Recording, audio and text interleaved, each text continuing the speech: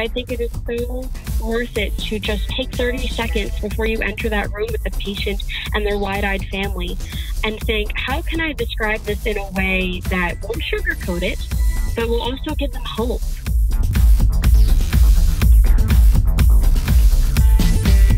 Welcome to episode 44 of About IBD. I'm Amber Tresca.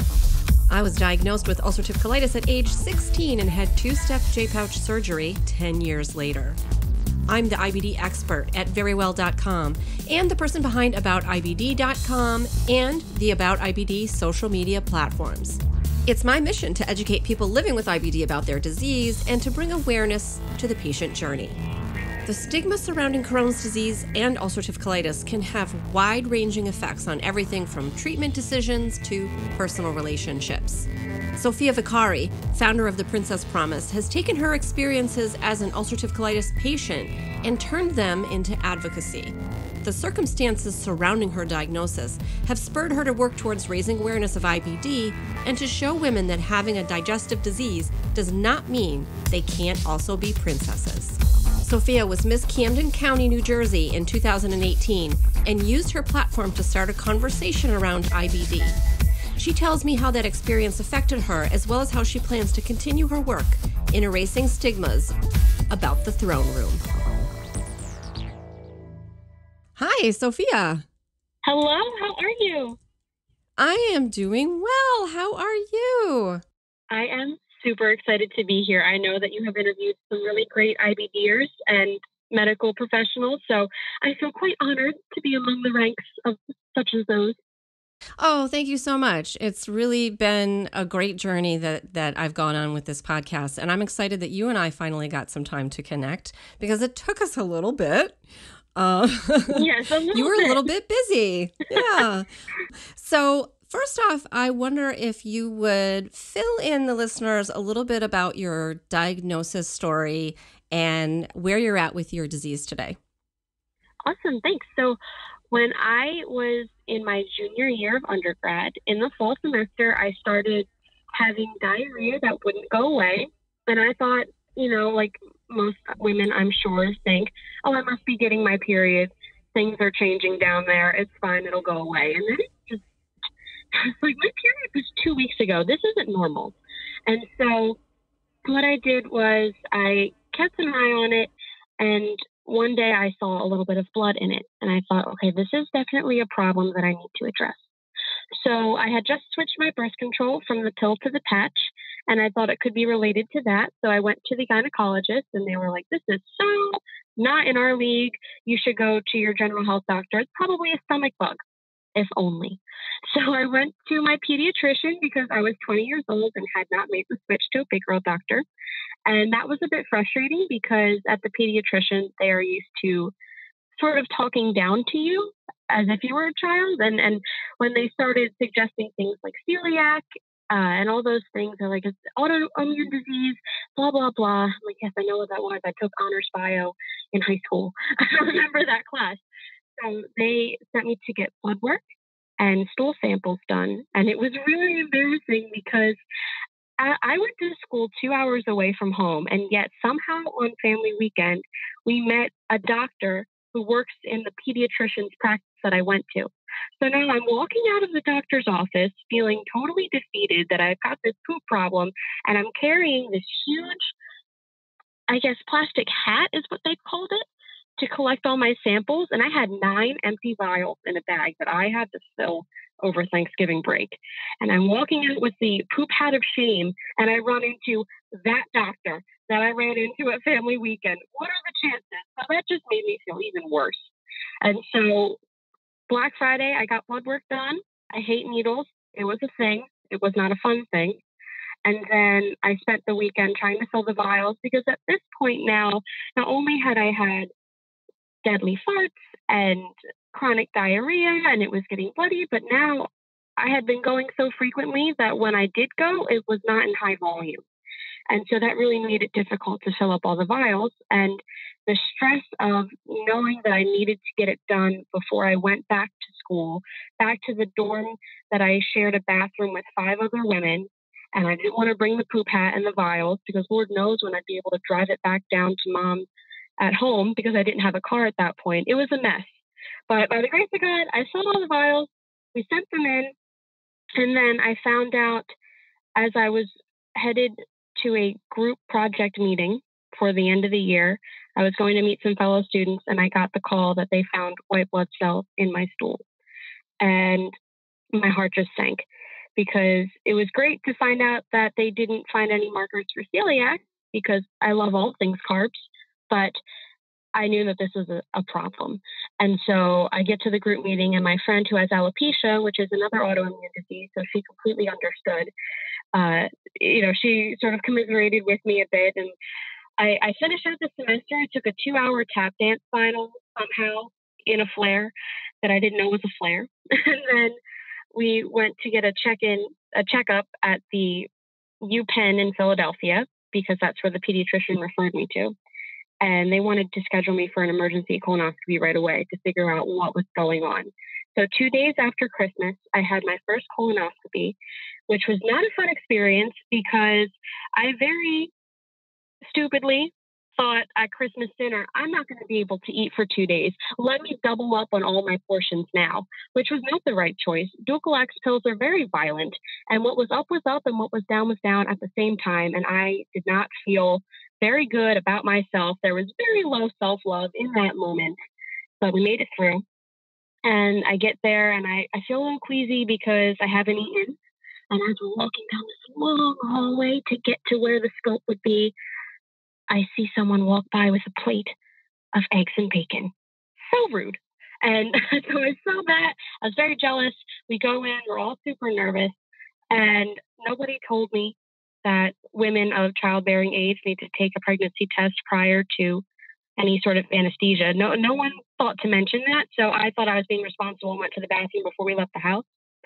So I get there, and I delayed my appointment for like 2 hours because I had nothing to offer them in terms of pregnancy testing. And I told her that I promise you, the angel Gabriel has not come. I do not need this test. Please just give me my scope. I want to get out of here. I want to eat my pork roll. Like, let me do this. And so they let me slide. I get my scope, and I wake up, and we wait for the doctor. And eventually he comes in and he says, ulcerative colitis, hands down, but don't worry, it's manageable. What? That's it? That's all I get? I just woke up from anesthesia for the first time since I had my wisdom teeth out in high school, and I'm 20 years old. After doing all of my extensive Google searching when I was trying to diagnose myself, I know that ulcerative colitis is a very serious thing, and all I get was, it's manageable. And, my dad's overjoyed that it's not cancer, and I'm just sitting there thinking, great, I'm sick forever. Gotta love it. So they put me on prednisone, and they told me to do steroid enemas, which I fought tooth and nail because for some reason, I'm going to blame the prednisone. I felt very emotional towards those because I felt that as a 20-year-old woman, that would just make me even less of a woman to have to put medicine in my rear end and deal with that. And so I fought my parents tooth and nail. We still have boxes of leftover enemas, which makes me feel terrible because people would kill for that kind of medicine. And I was too proud to do that. So I only did a couple before it was time to go back to school. My doctor let me not do them when I was in school because she knew that I shared a room with someone and I shared a bathroom with 5 other women, and it just would not be possible. And so I was on the prednisone. I started at 45 milligrams a day and tapered 5 milligrams every week. So I was on it for about 2 months. And then at the same time as I was tapering off, I started my infusions of Entyvio, and I am so, so grateful for all who had a hand in making Entyvio because it has gotten me to remission, and I just head over heels in love with it. I know everyone has mixed feelings and mixed reviews on this particular drug, but I am so, so grateful. When I first was told that I would need to have it, I cried in the doctor's office because I realized I would have to have needles forever.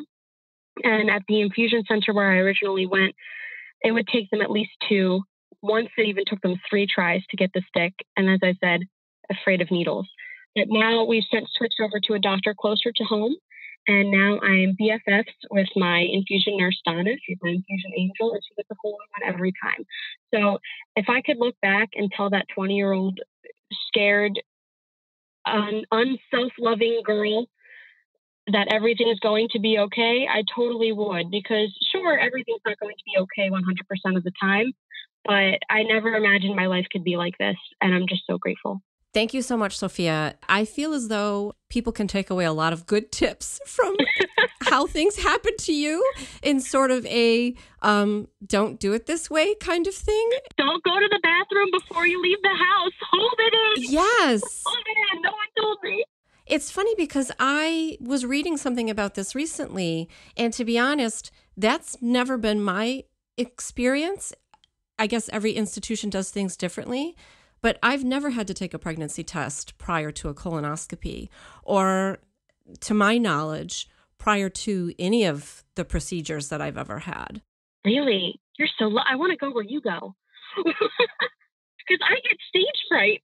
Well, I feel as though maybe that's, testing is probably a good thing. Should they be taking my word on that? I don't know. So it's interesting. And because it has not been my personal experience, I was not aware of how often that actually is done. And that, yes, leaving the house, I've done that myself many times. For instance, when experiencing a urinary tract infection. And then what do you do before you leave the house? You go to the bathroom. And then you get to the doctor, or even going to your annual for your gynecologist. You get there and they're like, okay, we need a sample. And it's like, I managed my whole day around not having to go to the bathroom while I was here. And now this is an issue. So as you mentioned, you were in school when you were diagnosed. How do you feel about that statement from your physician now when he came in and said, it's colitis, but it's manageable? Do you feel that manageable is accurate? Well, I went to school for communication studies. And so I have learned extensively about the power that our language and our words have. And there was this great communication theorist who said the limits of my language are the limits of my world.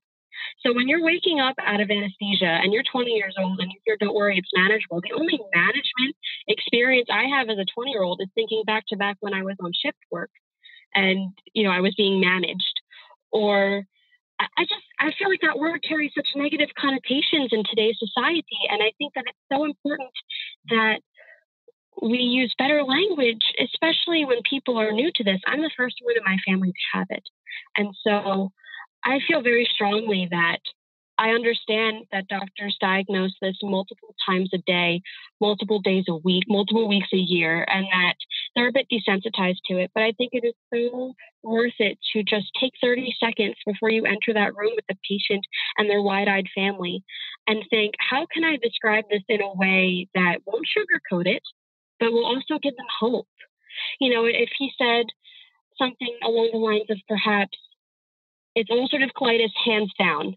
I know this seems scary, but don't worry, we're going to work together to get her back to a quality of life. That's something. Now, yes, he wasn't my doctor. I saw a nurse practitioner, so someone else did my scope. But to be able to say, we're going to work together to make this work for you, or something other than manageable, I just don't think that is a phrase that we should be throwing around, because I don't want my life to be manageable. I don't want to survive with Crohn's colitis. I want to thrive with IBD. And I want a medical team who will work with me to get to that point. Thank you so much for that answer. I know that there are clinicians that listen to this podcast as well, and there's some really great takeaways there. So thank you for that. And I also want to ask you, though, how it was being diagnosed while you were still in school. You sort of have this, okay, you had school before you were diagnosed, and then you have school after you were diagnosed. So how did your school career change? Can you compare the two, the before and the after diagnosis? Absolutely. So one thing that was a major change was that I was able to get a medical single. So that first year, I went back after winter break and we applied for the medical single. They said, oh, yeah, we found a room in another suite. And I said, that's not going to work for me. I don't want to go to another suite and then share a bathroom with 5 new strangers. I want my own room with my own bathroom. So I had to wait until senior year to get my own room with my own bathroom. And my doctor wrote me a great letter. She really laid it out. I think having the blood in the stool in the letter was a huge deciding factor to grant me this medical single. Because when I applied for it for this past year, my grad school year, I was initially denied. And I went into the appeal and I'm like, chronic illnesses, they don't just go away. I got it last year and I kind of needed to get it this year. And I was granted the medical single. So that has made a world of difference in my college career. And it also had a really positive impact on my course of study. So I don't know how it is with other majors, but with communication, a lot of times when we have assignments, we get to choose the topic on which we research. So it'll be, write a research paper, write a research proposal, but we can choose. And I was always sort of drifting in the wind when it came, I really wanted to focus on. And after getting diagnosed and founding the Princess Promise, I really started honing in on IBD and femininity, medical communications. And so that helped guide some direction to my course of study, both in my undergrad and in my graduate year. Now, one thing that was really a negative was that along with changing my birth control and getting diagnosed with a lifelong illness, I didn't even realize it, but I had gotten depressed. I'd always had anxiety, much to my dismay when I realized it, because of an honors kid, an overachiever like my immune system. I was always on the go, always doing things. And then now to add this element of depression, I realized how little I socialized in the last couple of years of college. And this isn't all IBD related. I mean, I was upset to leave home in the first place. So I definitely think if I had had mental health intervention prior to starting my college career, my story may have been different. But I am, you can't live life with regrets. This is my story. This is how I've come out of it. And I tried very hard to cram 4 years of socializing into my last year, into my grad school year. And I had a great time. So IBD definitely gave me more direction. And this past year, getting my mental health on track helped give me more of a social life with that as well. That's really interesting that you say about socializing, because I think that's true for a lot of people with IBD. The socialization does get to be really challenging, and it's not because you don't want to do things. It's not because you don't want to have the college experience. It's because you literally can't. You literally cannot do those things that other people your age are doing. So you're glad now that you have sort of taken control of your mental health and you're socializing more. And you were Miss Camden County 2018. Yes, I will. So I'm a little bit in awe that you are able to do all of these things despite all of the barriers that are in your way. And so you were diagnosed prior to this. So take me through that experience a little bit. And what is that like? Like I have zero frame of reference for what it is like to be Miss anything. So can you orient me and let me know what's that like from your perspective of also having ulcerative colitis? Absolutely. I'm so glad that you brought that up because on my time hop, all the pageant things are popping up again. And so I'm getting to relive it a little bit. So when I was a freshman in high school, I did my first pageant. It was for my town. I got first runner up. And then the following year, I was crowned Miss Magnolia 2012. And I lived into this year of service with every fiber of my being. I loved being a princess. It was so amazing. And so when I was diagnosed and I did not feel like a princess, that's when I realized I need to found the Princess Promise, because if I'm going through this, then surely somebody else will as well. And so within a year of being diagnosed, not only did I found the Princess Promise, but a few months later, I signed up for the Miss Camden County pageant, because that was always in the back of my mind that I was Miss Magnolia. And now it seemed like the absolute perfect opportunity to go for this title. I'm not sure if you are familiar at all with how the Miss America organization works, but every contestant, well, now they're called candidates, have what was formerly called a platform. It's now called a social impact initiative. And so I obviously adopted the Princess Promise as my social impact initiative.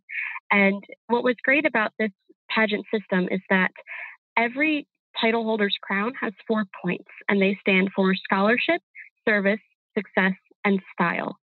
So they really want to hear about what you're passionate about. They really want to hear about the head that holds the crown, more so than look at the body that supports it. And I couldn't wait to share my truth and spread my message of the Princess Promise with the pageant world and the bigger world as a whole. So when I went into the pageant interview, the judges were very taken with my whole attitude towards IBD and my platform itself. And I tied for scoring an interview, and then I also won the title. And then throughout the year, I would take pictures when I was at events. I would take pictures with restroom signs and all sorts of things to promote my platform and continue not only posting to my Miss Camden Facebook page, but also continue producing content for the Princess Promise and finishing up undergrad. Not quite sure how I accomplished that. I think little sleep had something to do with it, but it all worked out. And then I went into Miss New Jersey. I did not win. The fabulous Jamie Jalaretto, she won, totally deserves it. But I was so ecstatic to tie for second place in community service. And I also got Rookie of the Year non-finalist interview and overall interview. So I beat out all of the top 10 in interview, which was really amazing. And after the pageant, one of my friends who had previously won that award for the past few years came up to me and there were tears in her eyes. And she said, "You spoke your truth." And they loved it. They loved it.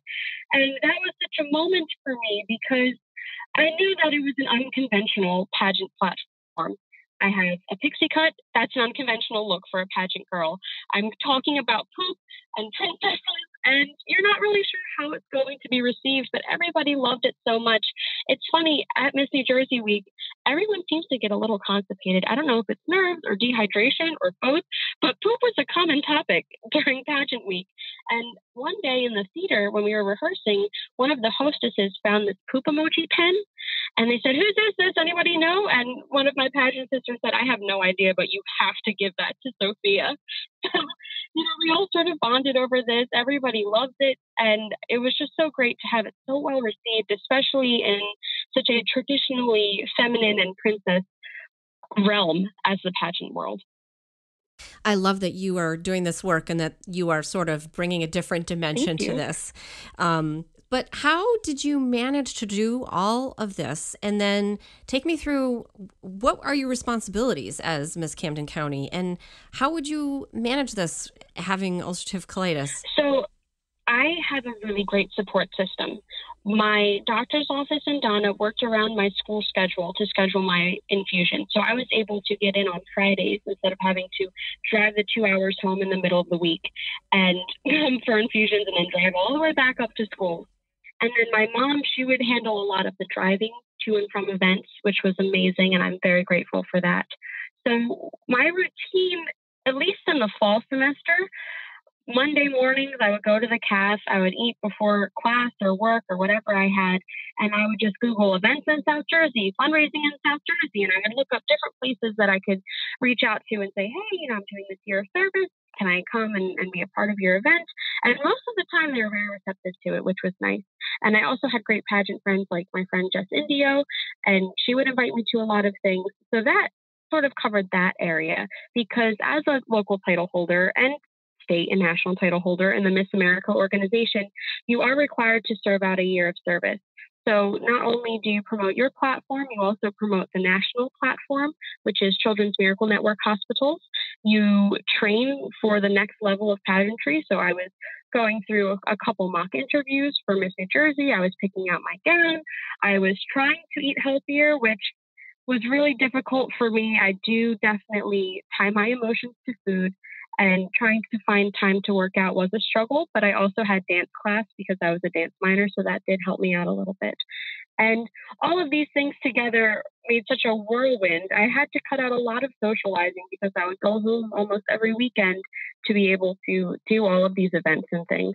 But my year of service is something that I will always cherish because I met so many wonderful people. I did such amazing networking, and I was able to spread the message about IBD, bring about more awareness, show that we are not burdens to society, that we are still out here doing amazing things, getting our education, joining the workforce, helping others. And so it was just such an amazing opportunity to do all of that, and trying to schedule things ahead of time and sleep when possible, and doing a lot of homework in the middle of the night as well. All of these work together to make for one insane and amazing year as Miss Camden County. Wow, that's amazing. Thank you. And thank you for doing all of that and for bringing, IBD awareness to people who probably didn't know anything about IBD before you walked into their lives. So that's really wonderful. Thank you. And you know what's surprising was that I wasn't the first person to compete in the pageant with IBD. There was Lauren Talvacchio. She had held a few local titles in the Miss New Jersey pageant, and she had IBD. Her platform was about it. So she was a couple years before me.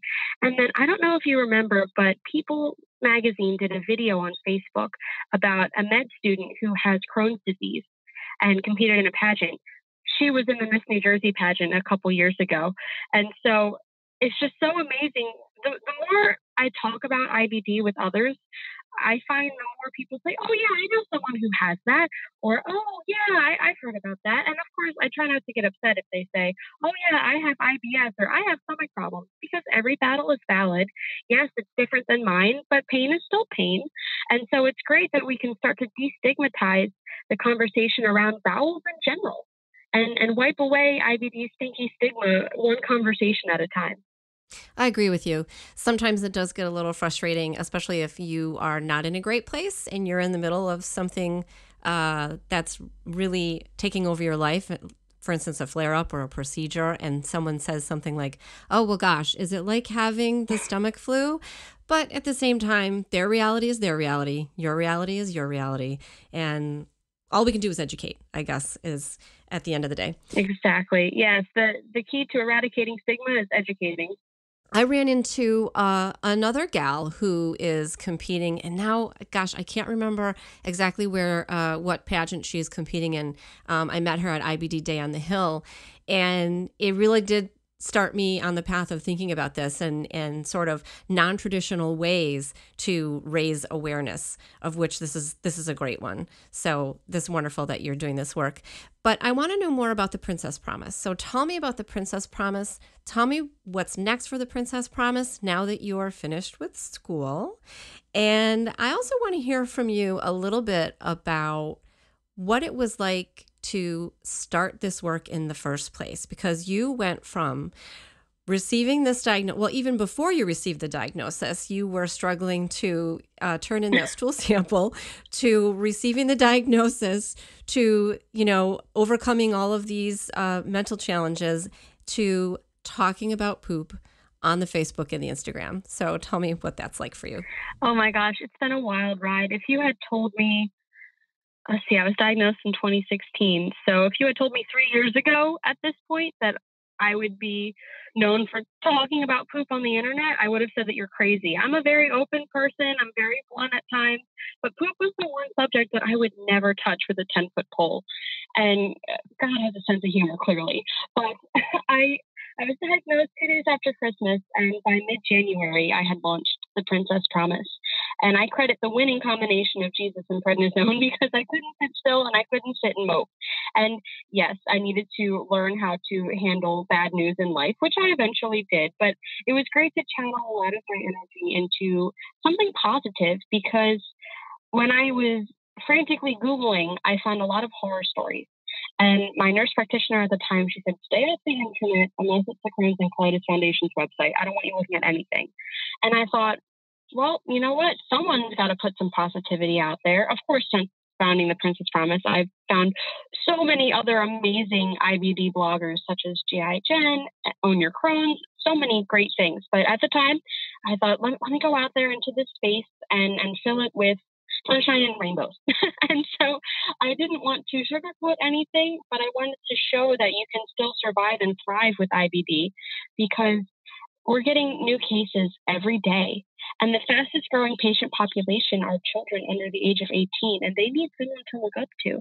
They and their moms and dads need to know that their hopes and dreams of a college education or a great job in a trade field or getting married and having a family, all of these goals that they always had for their child's birth are still very possible. So I launched the Princess Promise with the promise that no matter what we experience, we are still princesses.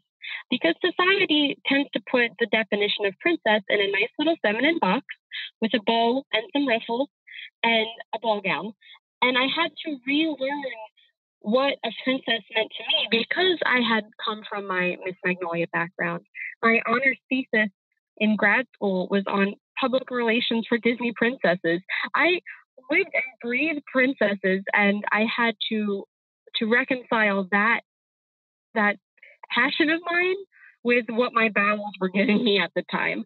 And so I launched it on Facebook and Instagram. At the time, I tried Twitter. I ended up not really going forward with that. But what's great about the Princess Promise is that it has a global reach, and even men follow us as well, which I find to be incredible. And I've interacted with people from Australia, from England, from France, and I just am overwhelmed with how my message and my story resonates with others all over the world. And it shows that there is a need for us to think outside of that traditionally feminine box, because you can be a princess and wear softball cleats. You can be a princess and poop a lot, and you can be a princess and, yes, wear a ball gown. There's nothing stopping you from holding your head up high so that your crown doesn't slip. And I think that that's such an important message for people going through any sort of, whether it's autoimmune or chronic illness in general. And so I'm just so grateful that it's resonated with so many and that it's really taken off.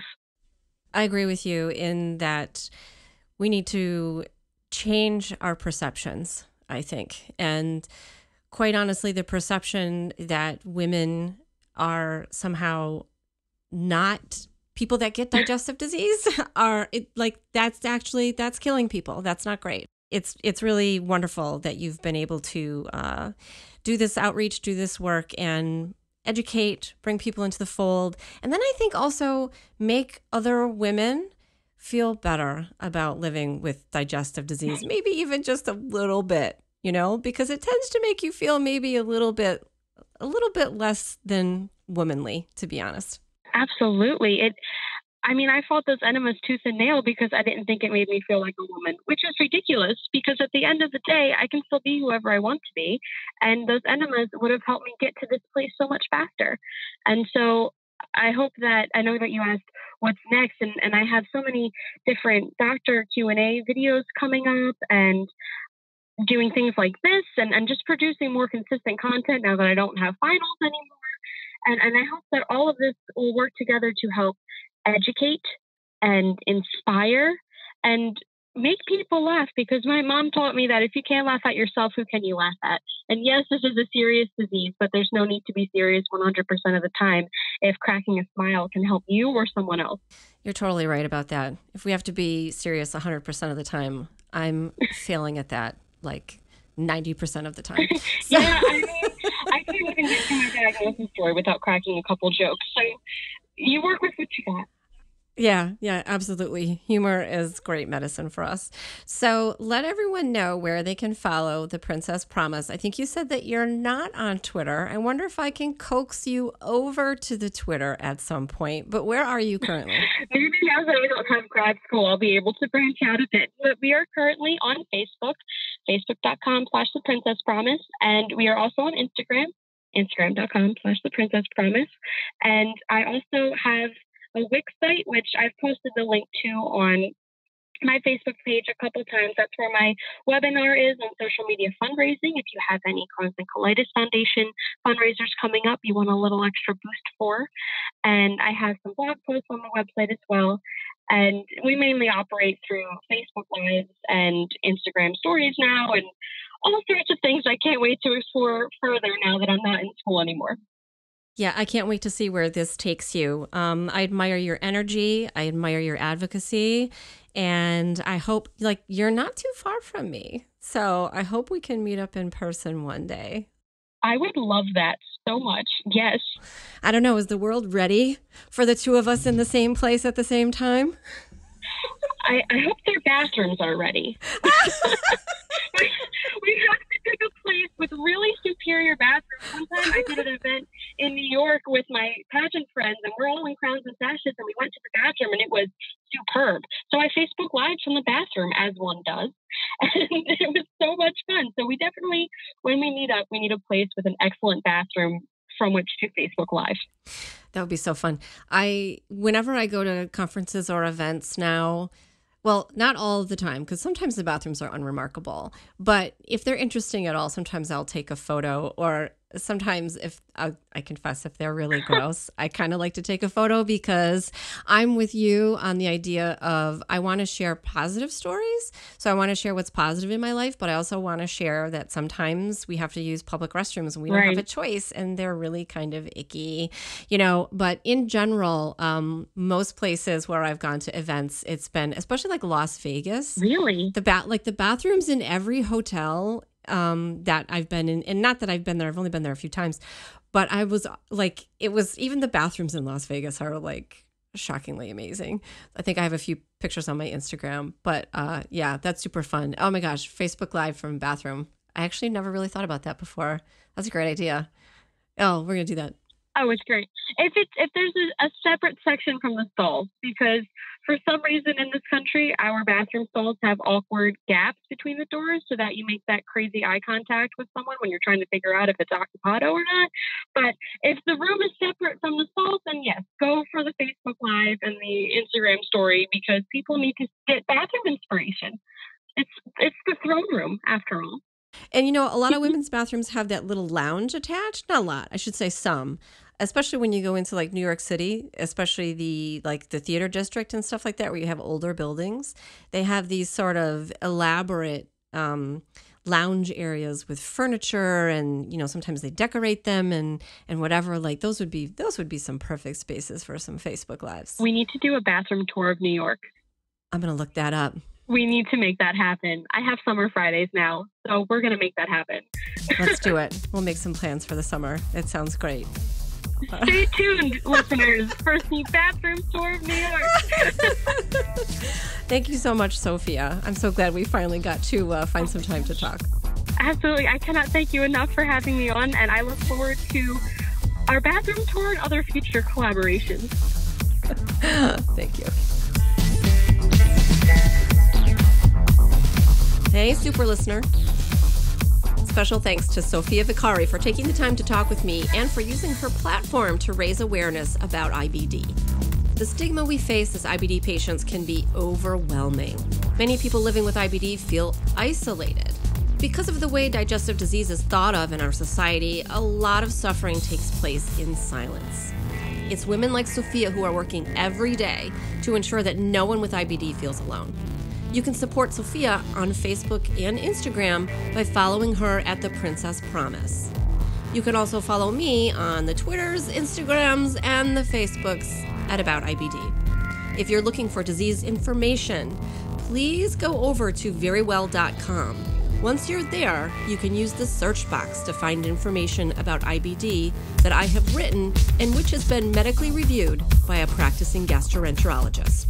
If you can't find a topic that you're looking for, head over to my blog at aboutibd.com and use the contact form to send me your ideas. Thanks for listening. And if you're in the mood to tap out a review on Apple Podcasts, I would really appreciate it. And remember, until next time, I want you to know more about IBD.